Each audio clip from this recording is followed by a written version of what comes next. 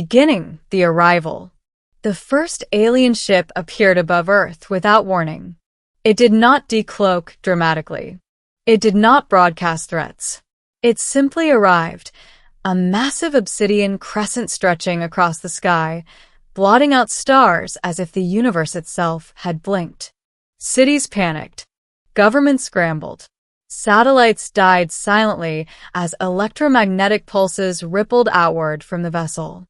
Then the message came. Not in English. Not in any known language. But every human heard it inside their mind.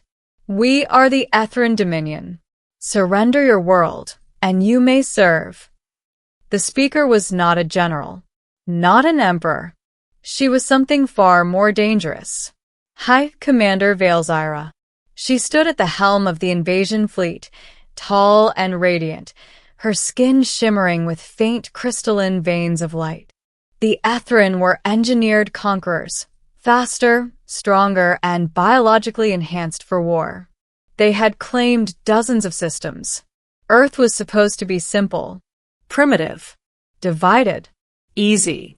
Vale studied holographic projections of Earth's military capabilities with cool detachment. Minimal orbital defense, one of her officers reported. Nuclear potential present. Atmospheric fighter craft ineffective against shielded hulls. Vale nodded once. Deploy subjugation drones. Disable infrastructure. Preserve population centers. She preferred clean conquests. Fear was useful. Destruction was inefficient.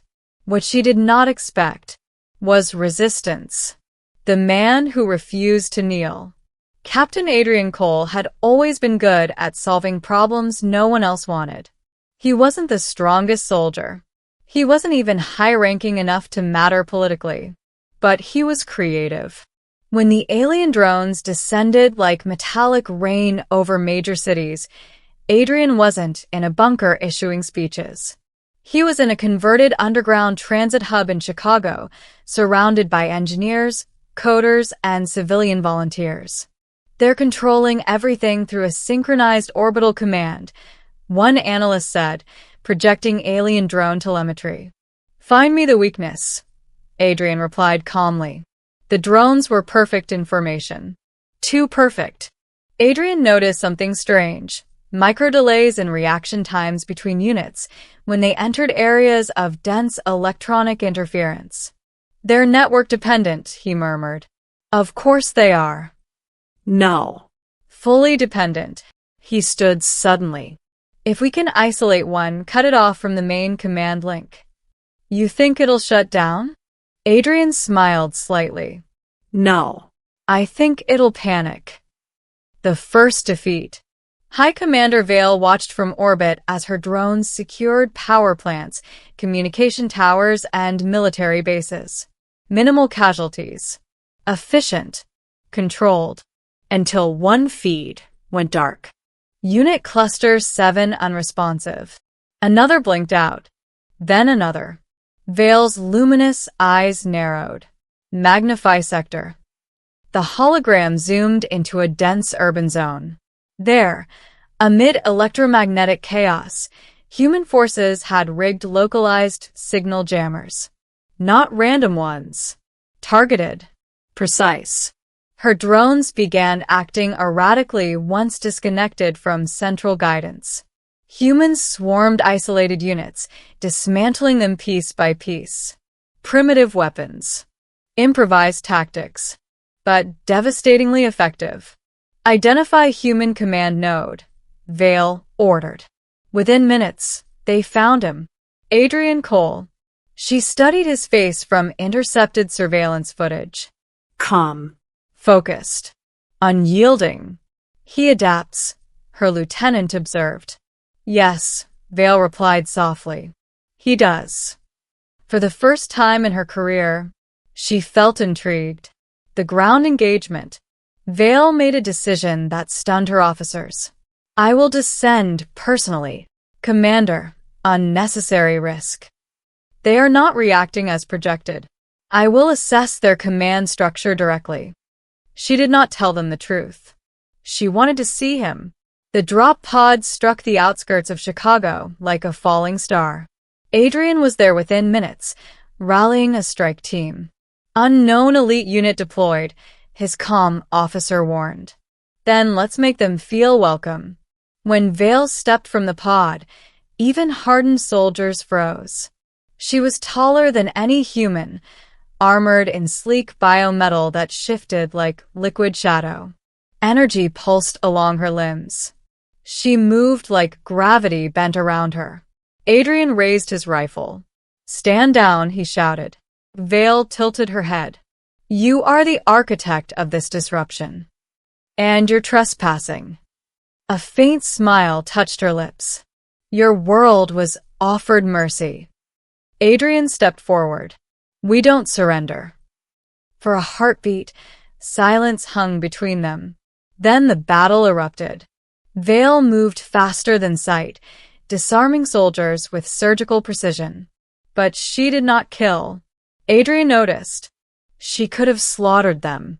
Instead, she incapacitated. He changed tactics. "Target her suit joints," he barked. Explosive rounds struck vulnerable seams.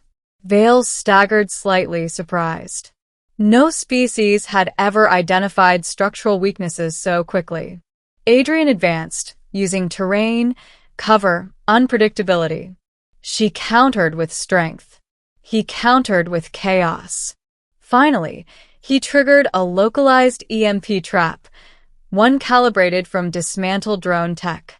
The pulse detonated. Vale's armor flickered. She dropped to one knee. Weapons aimed at her. Smoke thick in the air. Adrian approached slowly. He could see her clearly now. Not a monster. Not a machine. But a being breathing hard, eyes blazing with equal parts fury and something else. "You've lost," he said. Vale met his gaze. "No," she whispered. "I have learned." And then she did something no conqueror had done before. She lowered her head. The turning point.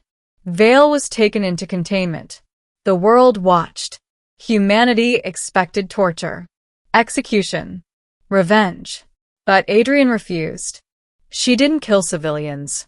She restrained her forces. "There's something different here." Interrogations began. Vale did not beg. She did not threaten. She asked questions. Why had humanity adapted so quickly? Why did they fight when defeat seemed inevitable?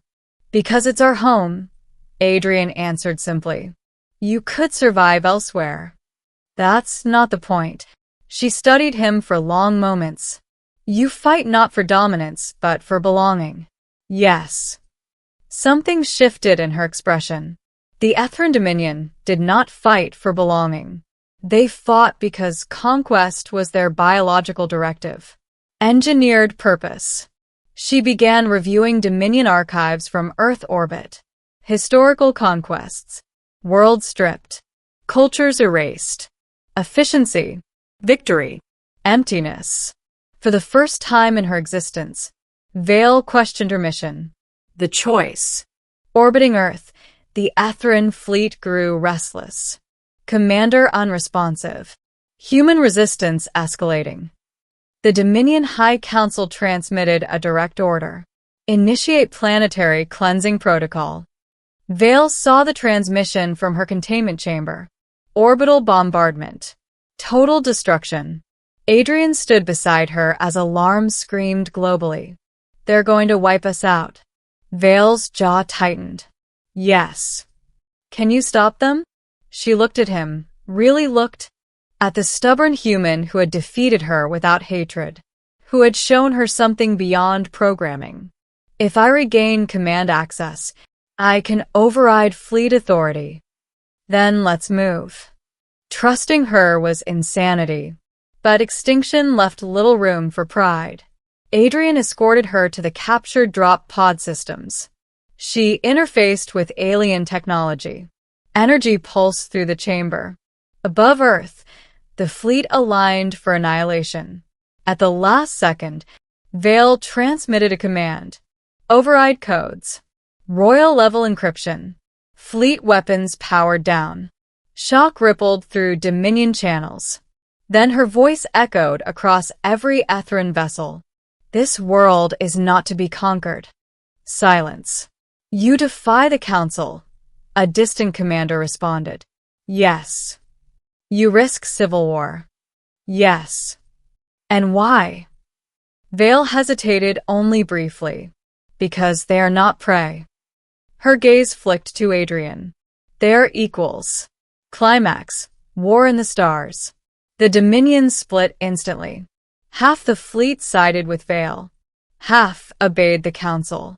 Space ignited. Alien ships clashed in orbit above Earth.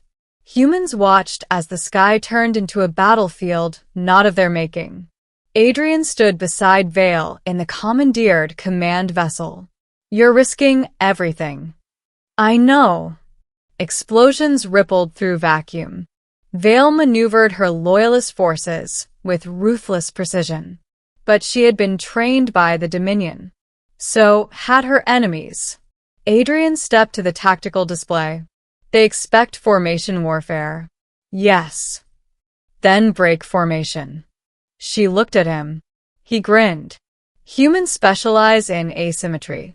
Under his guidance, Vale's fleet abandoned traditional Dominion battle lines, scattering into unpredictable attack vectors. Council ships faltered. Predictive targeting failed. Within hours, the tide turned. The Council flagship attempted retreat. Vale intercepted it personally. This ends, she transmitted. You have betrayed your species, the Council declared. No, she replied. I have evolved it. Her final strike disabled the flagship. The remaining hostile ships surrendered. Earth survived, ending a new beginning. Weeks passed. The shattered remains of battle drifted beyond Earth's atmosphere. The Etheran Dominion fractured, but not destroyed. Vale stood before a newly formed interstellar assembly, humans and Etheran representatives side by side.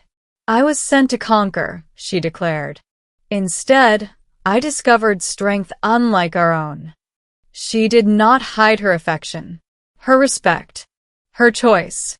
The Dominion would no longer expand through annihilation. It would expand through alliance, and Earth would not kneel. Later, overlooking a quiet city skyline, Adrian stood beside her. You could have ruled the galaxy, he said softly. She turned to him. Power without purpose is hollow. And now, she said, stepping closer, I choose my own purpose. He smiled. You're staying? Yes. Not as conqueror? She shook her head gently. No. She reached for his hand. Not as conqueror, but as something far more dangerous. And what's that? He asked. Her luminous eyes softened. Partner. Above them, stars shone differently now. Not as targets, not as territory, but as possibilities. She had come to claim Earth. Instead, she had found something worth defending.